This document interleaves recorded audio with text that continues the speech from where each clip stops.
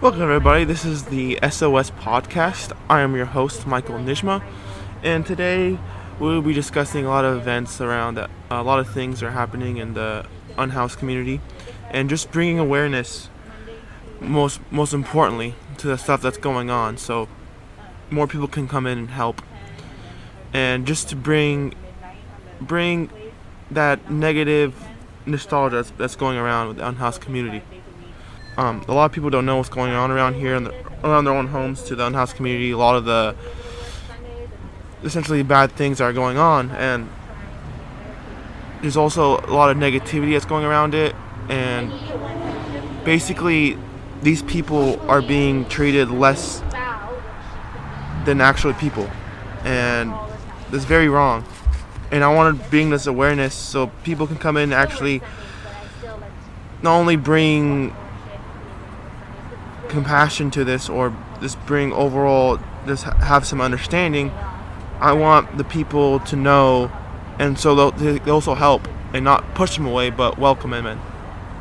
So to learn a little bit more about the people speaking in this podcast, we're going to get an introduction from John Betts and Amanda Cole. So everyone start, please introduce yourselves a little about yourself about the podcast. Okay, so I'm Amanda Cole, and I have been following these issues for several months, and I was present at the latest tragedy that occurred at Grace Baptist Church. I am a grandma and a zoology major from Davis, and I could not find housing since I moved here in 2008, and so was vehicle dwelling until about 2 years ago. And that is a really, really rough life, and not something I would ever wish upon anyone. Okay, and my name is John Betts, and though I grew up in Palo Alto and finished school around here and all that, but I too eventually ended up vehicle dwelling about that same time, and then eventually Amanda and I met. And then we had a lot of interests, similar interests. And so we both have been together for practically 9 or 10 years. And co-vehicle dwelling most of that time. Though at first we were independently vehicle dwelling, or maybe she had some housing and then it fell through shortly after I met her. And but we've seen this whole, we've had to deal that all that time.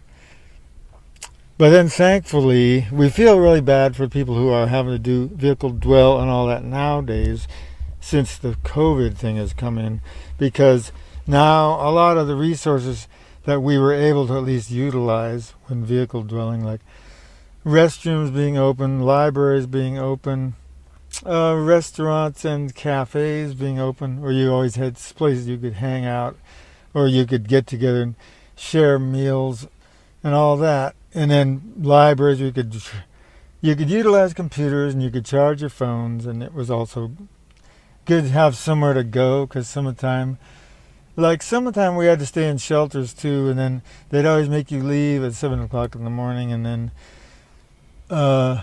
then you have to wait, and then finally get in at 7 o'clock at night. And you had to either carry all the belongings with you if you didn't have a vehicle. And so all of that, I really sympathize with all the hardships. And now, then at least we could go to libraries, we could go to coffee shops or restaurants to have something to do during the day and places to be. Now, they don't even have that. There's a story you heard. If you want to talk a little bit about that story, John, that occurred. Yeah, so we were both over at Grace Baptist Church, and it was it a week ago last Sunday, and Sean Cartwright is the leader of our group. It's called Urge, and she's an activist and advocate. So they have an annual thing that we were helping work on, which is getting ready. They have an annual memorial for all the unhoused people that died that year. So that they have all these tombstones they have painted as a sort of to pay honor to all these people and raise awareness that this is no walk in the park. People being stuck out, living out in their elements, is kind of like a possible death sentence if you don't want, for those who aren't tough enough.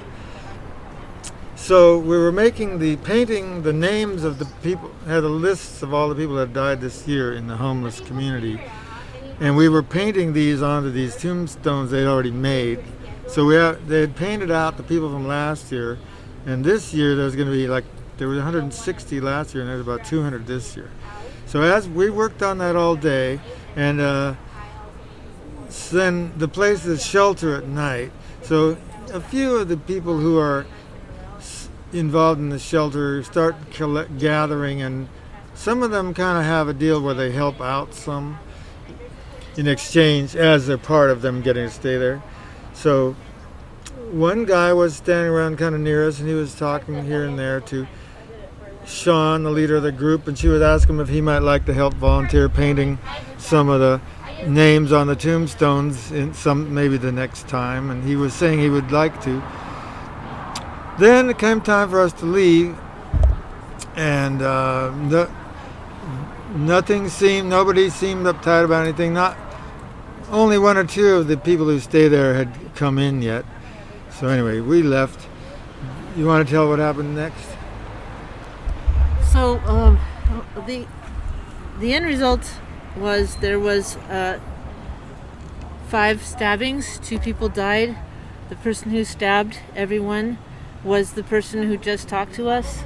He was enthusiastic and friendly when we were leaving. Yeah. And later in the newspaper, a person who is completely disconnected and very immersed in the stigma of how horrible the unhoused are, said she was glad that the police, she or he was glad that the police had apprehended this mass murderer. We don't, since we know everyone involved personally, and the stress and the high pressure that people are under in the shelter model, just trying to stay warm, and at least Grace Baptist has not dissuaded Grace from continuing their incredible efforts, and one of the only places that are offering this to anybody in this area. So hats off to them, and we're very happy that it's too bad that this will promote or perpetuate the stigma, and we're trying to balance that with this podcast. And part of the problem, you want to say something first? Oh yeah, I just want to ask a couple questions. Do you know about the person who caused the situation, or he was you know a little about him? That she was asking if he'd like to help paint some of the tombstones. He was standing pretty near us, just very calmly hanging out. His name is Fernando. He's a young man, enthusiastic, friendly guy that was willing to help put all the mats out, and I think he is a helper there, as a kind of a jail release program is what he was involved in. So that's how we know him, and we also know the 3 stabbed victims who survived, and we don't know the 2 people that are deceased. Yeah. So the 2 people that were killed were people who were in the community of people staying there. The 3 people wounded were all 2 staff people and 1 person who is sort of more kind of a altruistic volunteer who likes to do a lot to help people. And but that's what's so puzzling is that guy, Fernando, we were talking to him, we'd seen him there other times, and he seemed one of the more cooperative and friendly people we'd encountered there. So we don't know what made that guy later on in the night, only all of a half sudden, half an hour later, or 45 minutes. We don't. What would cause him to suddenly go off and end up being said that he's the one who stabbed all these people? We can't figure out how come he would have switched in that mode in the next half hour. People do suspect that there was drug related. It could be, but his actions should not be representative of every single unhoused person out there, and that bad things happen, and when people are under pressure. So. Yeah, and then they're also making a big to-do about the fact that he's from Mexico, and maybe he's sort of an illegal, That's- not really got paper, I'm not using that illegal. against the whole immigration issue, and that's a shame, and it should not be done. Right. Yeah, that's another topic that I heard. There's a lot of pushback going on, and people are using this situation as essentially like a way to kind of defund and essentially take away all these organizations that's trying to help these communities out. So do you know anything about these people that are trying to stop these funding and stop these Well, push? we only know Liccardo's the mayor, and we've been aware of him quite some time. And what I think is hypocritical is usually he's been trying to come out all in support of Black Lives Matter, and he also was always trying to come out really in support of the immigrant community and the Hispanic community. But then to sound like he's just being at the drop of a hat, being a turncoat. And we also think a lot of people criticize him for Eddie Garcia, that police chief, and a lot of people were really critical of that police chief. And then he's retiring, so he's supposed to be out of the picture. But he's made a statement about this. His opinion, apparently, I don't know if it's he directly stated this or it's just implied. Is this the police chief? Yeah. Okay. That this man should have been deported before, and this would have prevented this situation from happening. And because of our amnesty town, he wasn't, and they think that's. Oh yeah, so they're trying to say, that's ICE, the immigrant, all this thing of not letting ICE freely interrogate and investigate any Hispanic people they feel like. That show you what went wrong having an amnesty. Okay, but they're not saying anybody. They're saying felony offenders, which Yeah. this person was. So he unfortunately is an example of somebody who didn't get touched because of the amnesty rules, even though he has a felony. So Yeah. I can see both sides. We can see why it's angering everyone that's pro get everybody out who has felonies. Yeah. And it just added fuel to the fire to that. Yeah. To bring it back a little bit, I want you guys to tell me if you were talking to somebody, a random stranger, that didn't know about what's going on in the house community and doesn't know the situations and struggles that they go through, to explain to them and explain to them as well as help them understand what's going on. Okay. Well, for one thing, there's the whole as people have ended up a lot being homeless, then a lot of the housed people and the well situated people are always just kept thinking, we just keep making sure that they know they're not welcome. That'll get them to go away or get them to shape up and fly right. Also, don't provide any trash cans, any facilities, any wash facilities or restrooms, and that will dissuade people from living in this area.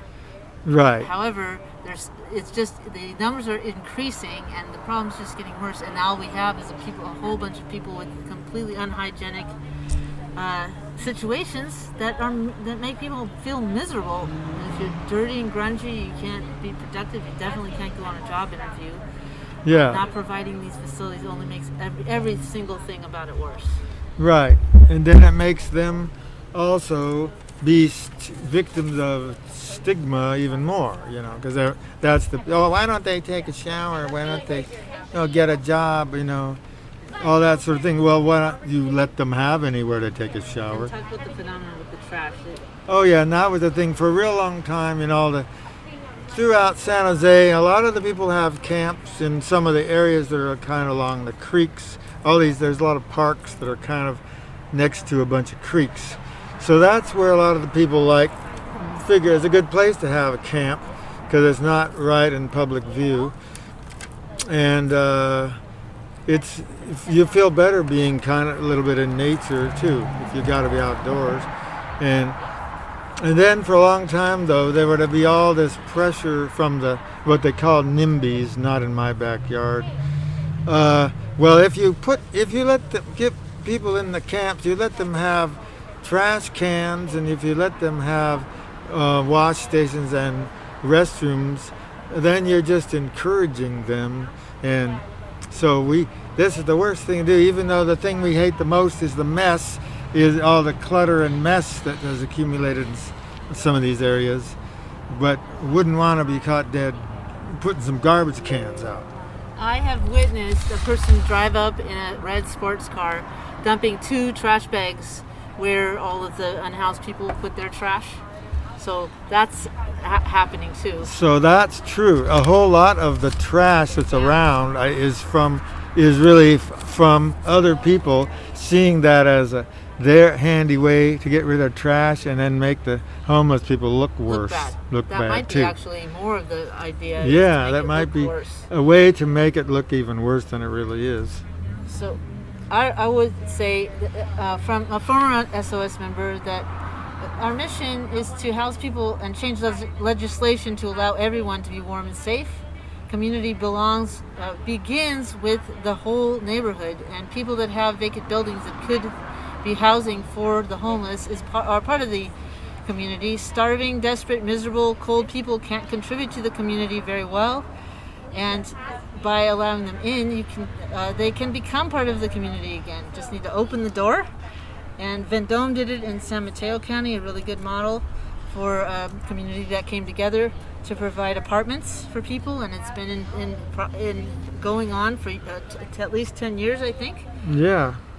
So what is everyone afraid of, and what happened at Grace should not reflect on everything about the homeless. And what one person pointed out, well, people get fights and knife fights and all that kind of thing happens throughout our society. It doesn't only happen in the unhoused community. It happens in bars all the time. You hear about it happening in bars all the time. And but this is focused on in a huge, amazing, elevated way to Yeah. represent. Yeah. See, we told you, the troublemaker. Yeah. 91% of the whole community. And one time, like in Palo Alto some years ago, there was a really nice upstanding guy. He's like some kind of scientist, and he's raising a family, and he's everything everyone looks up to. But then some gang people from somewhere else killed him all of a sudden out of nowhere. So that didn't make them, get rid of gang people. And upstanding people can flip out too. And That's be a very good violent. point too. You don't know what's happening inside of people's homes.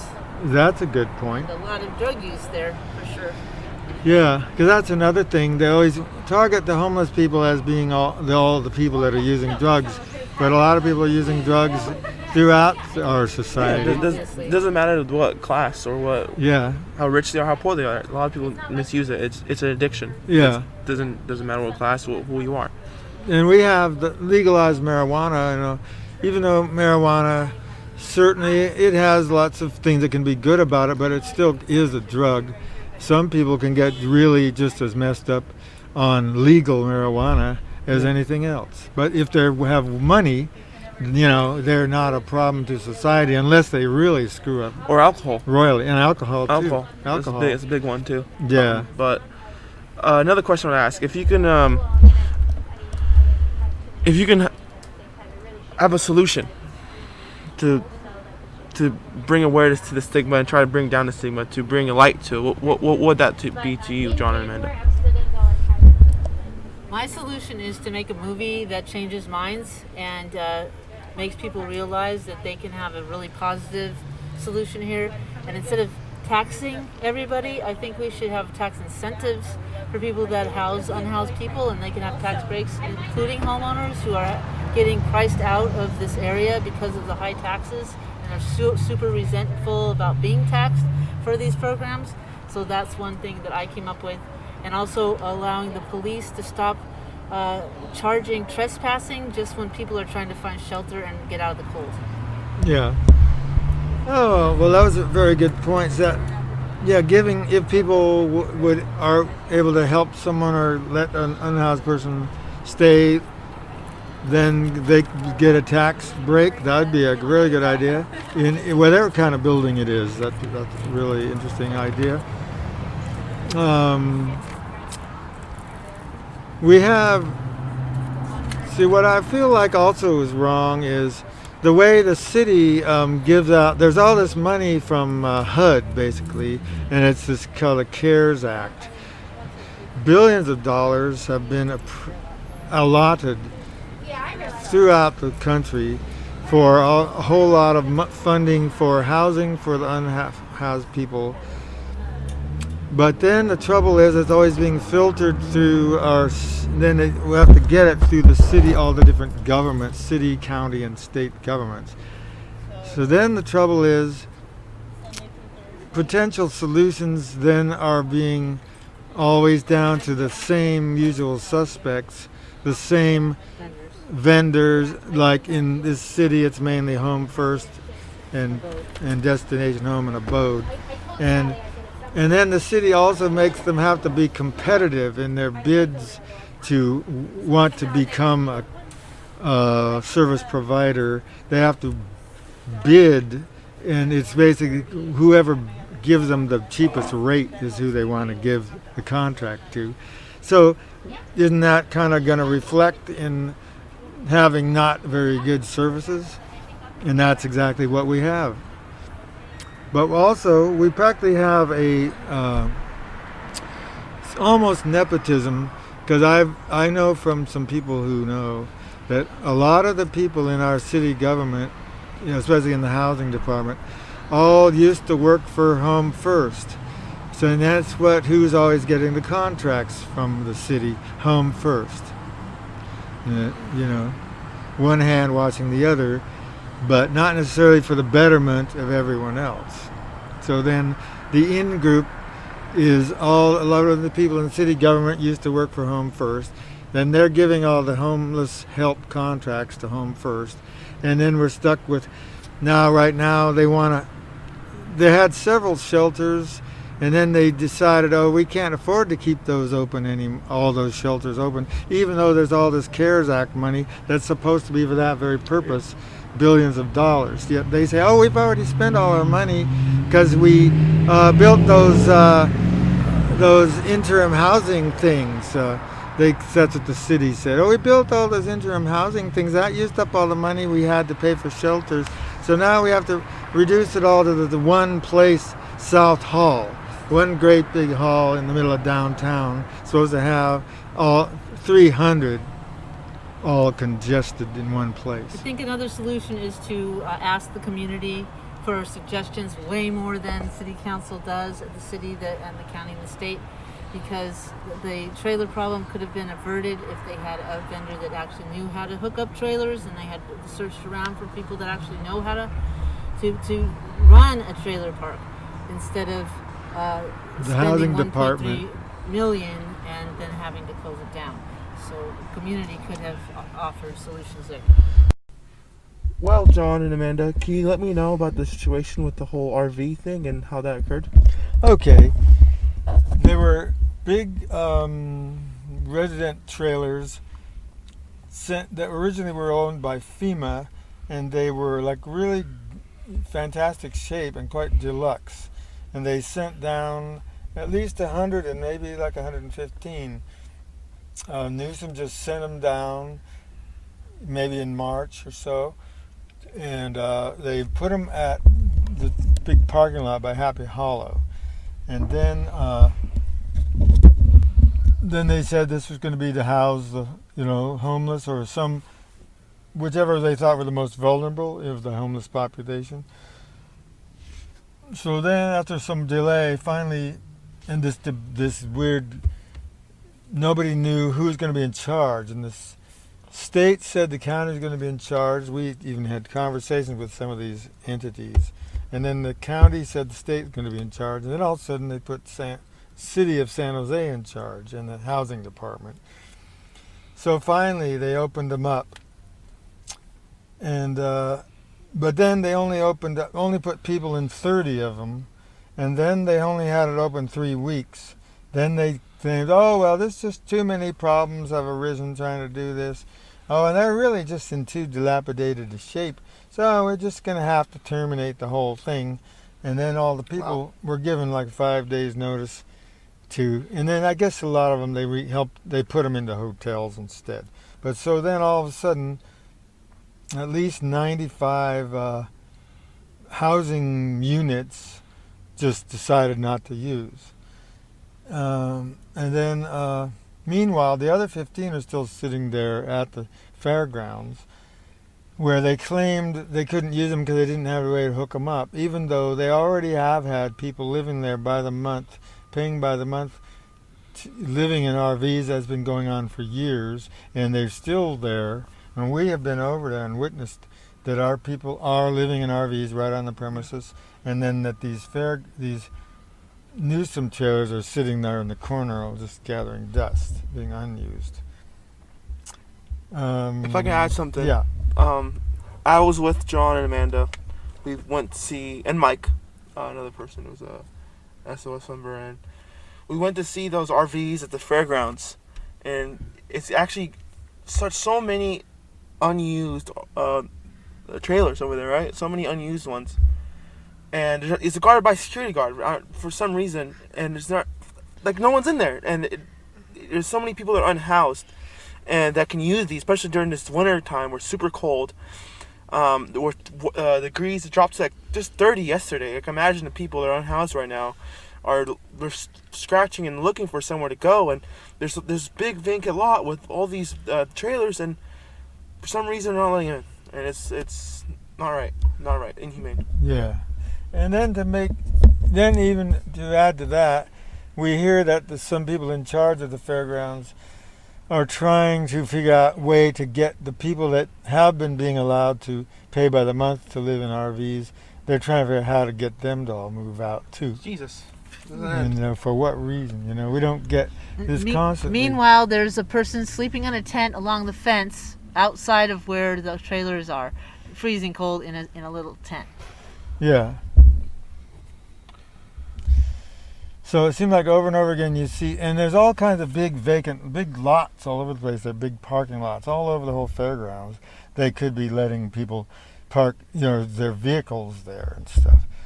But it's the same old story. They want to keep not letting anybody use anything to help anybody. All right, so I hope this podcast was very informative. Again, I'm your host, Michael Nijma, boss side with Amanda and John. We hope you learned a lot about what's going on in the unhoused community. And again, just let everybody know that the power is in the people. Thank you.